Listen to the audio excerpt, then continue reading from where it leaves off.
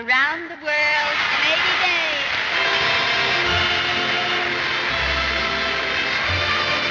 Before Janet Gaynor's announcement that Around the World in 80 Days had won the Oscar for Best Picture of 1956, she read aloud the other nominees. Missing from the list was John Ford's The Searchers. It seems impossible that Ford's Western masterpiece wasn't nominated, let alone that it didn't win. It didn't receive a single Academy Award nomination for anything. At first glance, it makes no sense. The film was both a commercial and critical success. It had huge names behind and in front of the camera. Ford had already won 4 directing Oscars, a record that still stands, and it featured the biggest star in the world, John Wayne, who turned in arguably the best acting of his career. Historically, it makes even less sense. By 1972, The Searchers was ranked the number 18 film of all time in Sight and Sound's prestigious decennial list of cinema's best movies. It has never left the top 20, climbing as high as number 5 in the 1992 poll. As for Around the World in 80 Days, it is often cited as the worst Best Picture winner of all time.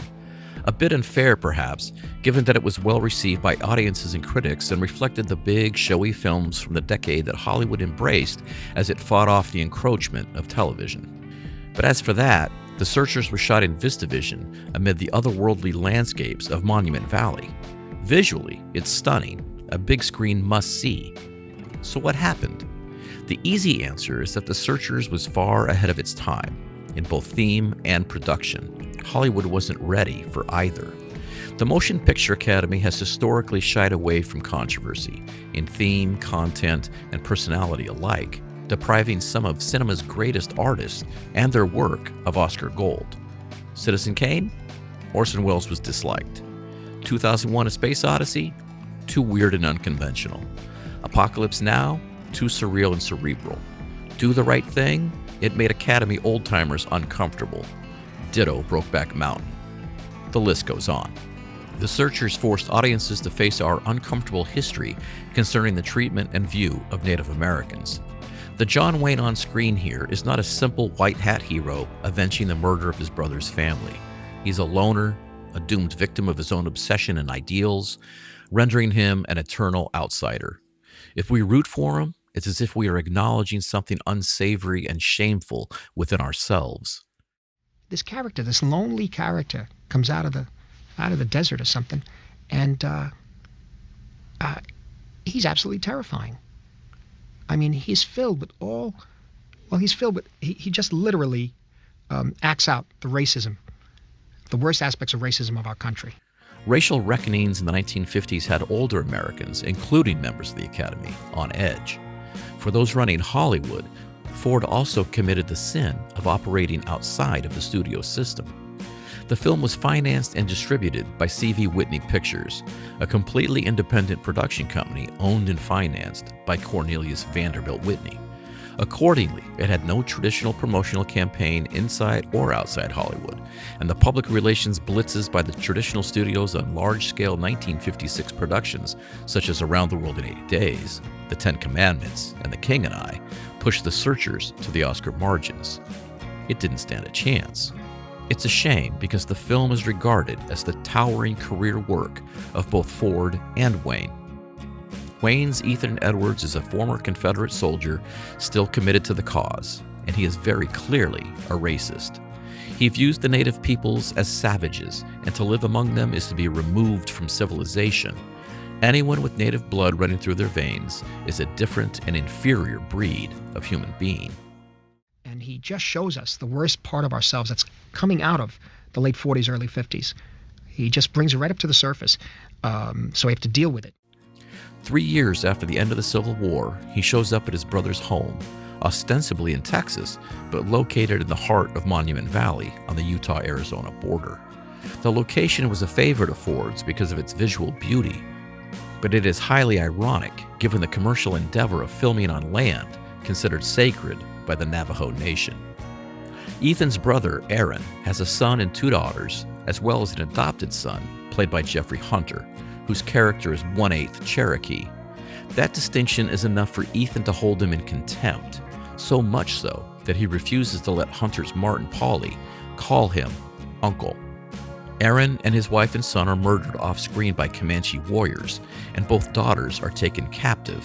The youngest, Debbie, is discovered hiding at her grandmother's grave, and the shadow of Scar, the Comanche antagonist, looming over her is one of the film's great shots. What follows is a tale of obsessive revenge. Ethan and Martin, the latter of whom stubbornly matches Wayne's obsession as a way to earn a respect that never comes, spend the next 5 years searching for Debbie. Lucy, the older daughter, is discovered and murdered off-screen at one point, apparently in such heinous fashion that Ethan refuses to describe what he found to Brad Jorgensen, the young man who was courting Lucy and who rides with Ethan and Marty in their search for her. Did they... What was she... What do you want me to do? Draw you a picture? Spell it out? Don't ever ask me. In his grief, he recklessly charges a Comanche camp, only to be killed. On the surface, the killing of Aaron, his wife and their son, the abduction of the daughters, and the horrific murder of Lucy are intended to paint the Comanche as monsters. A bad movie would leave it that way and reinforce the racist cliché. The Searchers lets the audience discover for itself that the violence, racism, and cultural divides of the time make for a much more complicated story. Ethan and Martin, accompanied by a priest doubling as a captain in the Texas Rangers and a handful of men, eventually come across a Comanche warrior partially buried in the desert. Ethan shoots out both of the dead man's eyes, dooming him, according to native belief, to wander blind through the spirit world instead of entering paradise. John Wayne says, Ethan Edwards says, let's finish the job, do it right. And he twirls out his gun and fires twice, shooting out the eyes of the dead Indian. And he says if he has no eyes, he can't go to the happy hunting ground, so he'll be a wanderer within the winds for the rest of his life. So in a sense, what he's doing, he hates so much that he hates beyond the grave, that he doesn't want to give him the peace of his paradise. He wants to kill the soul of these people. Why? Ethan may believe he is better and more civilized than the natives, but we are left with serious doubt.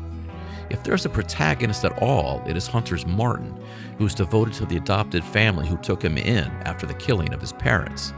But even his character is complicated and flawed, as he ignores Vera Miles' Laurie, Brad's sister, whom he forces to endlessly wait for him, his love implied, as he shares Ethan's obsession and writes wingman for him in the desert.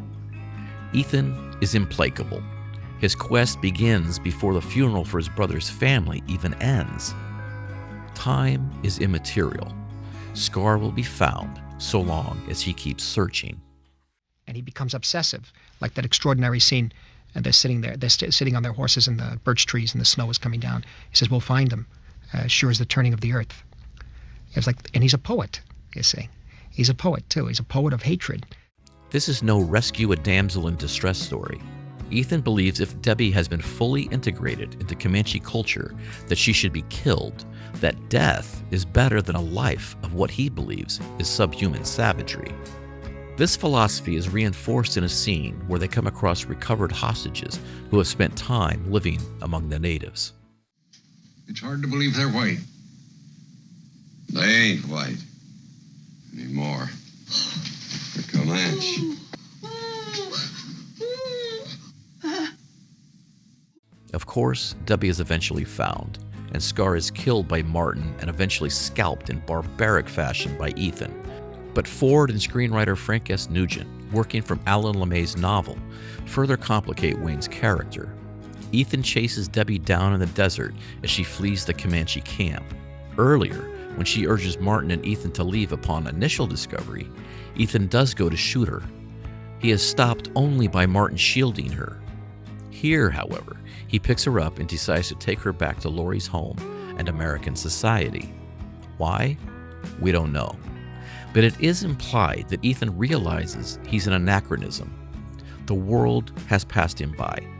The causes he believes in and fights for are lost to time, and he becomes analogous to the Comanche warrior whose eyes he shot out.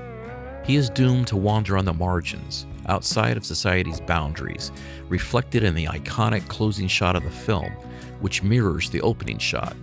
In the beginning, he was able to walk through the door and move inside. At the finish, he has become an eternal outsider. Laurie's mother philosophizes at one point that there is hope for the future, but it will come at a cost. Someday this country's gonna be a fine, good place to be. Maybe it needs our bones in the ground before that time can come.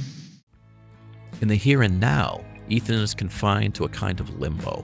He walks away, his back turned, and the door closes on him, shutting him out. Francis Ford Coppola borrowed it for similar symbolic reasons to close The Godfather. But John Ford did it here first.